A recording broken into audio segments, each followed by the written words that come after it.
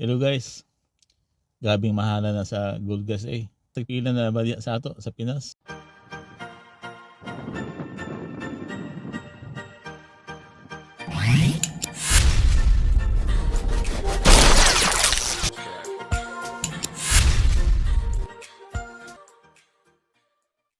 Grabe sobrang mahal na talaga ang gold guys. Wala talagang kupas ang ginto. Kahit na mayroong bato na mas mahaba sa ginto katulad ng mga platinum, titanium. What? Iba pang mga bato.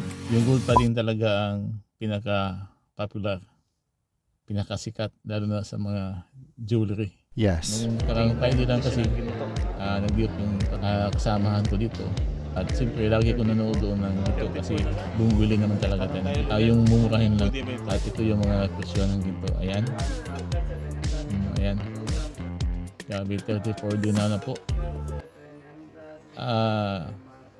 Sa mga ano po, sa mga nalito, ganito po yon.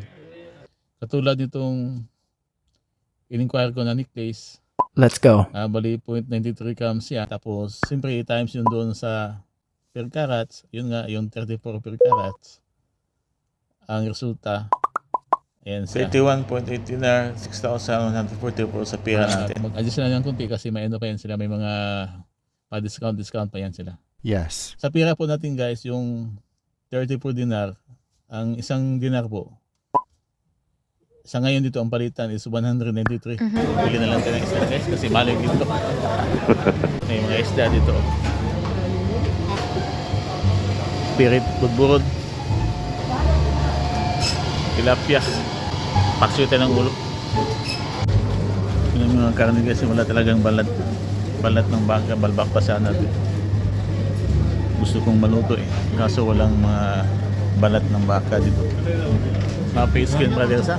Skin, mapi sa? मेरे साथ ही था चश्मे वाला Kulo laham sa? Na, mo skin na. Dito tayo bumili ng pagas yun ng Pasko o New Year ba yun? Yan yun siya. Yun natin. Yung ginawa natin sinigang.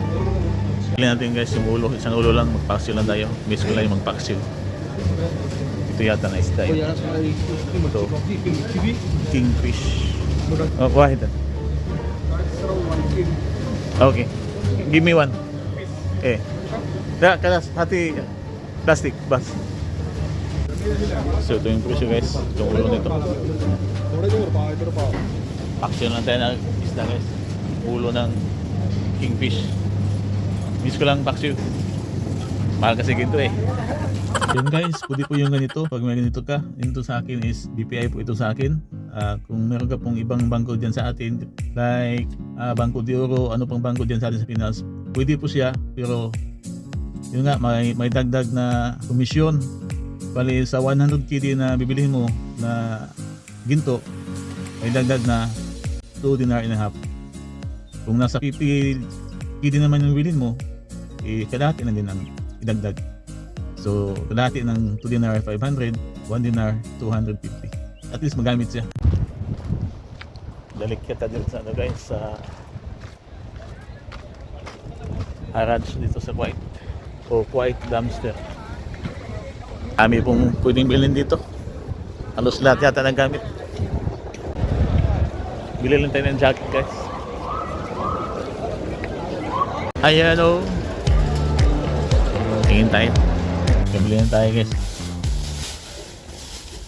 Hindi na ako nag-ikot pa. Bili ka agad. Kasi pang okay nito, pang ano na naman ito.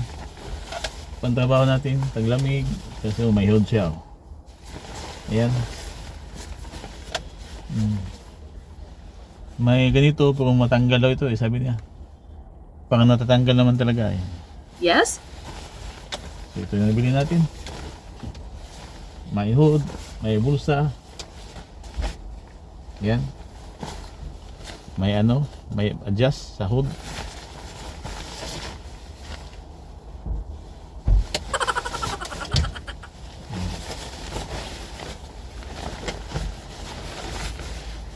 Alright. 4 dinar. Naging 2 dinar. Lugi ba ito guys o hindi?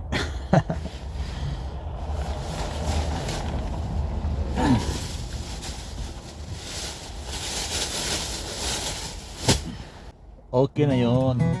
Yan, puno ang parking. Puno ng sasakyan paligid dito. Dahil nga sa daming pupunta dito guys. Andiyan kasi lahat. Yan. Hindi na tayo nag-ikot pa guys kasi sumaglit lang tayo dito. Dumanan tayo. Papunta kasi ako ng doon sa may Sanab area. Kaya wala tayong oras yan para mag-ikot pa na mag-ikot para maghanap na mas mura pa doon sa nabili natin na dinar. Sa akin okay na yun sa tingin ko.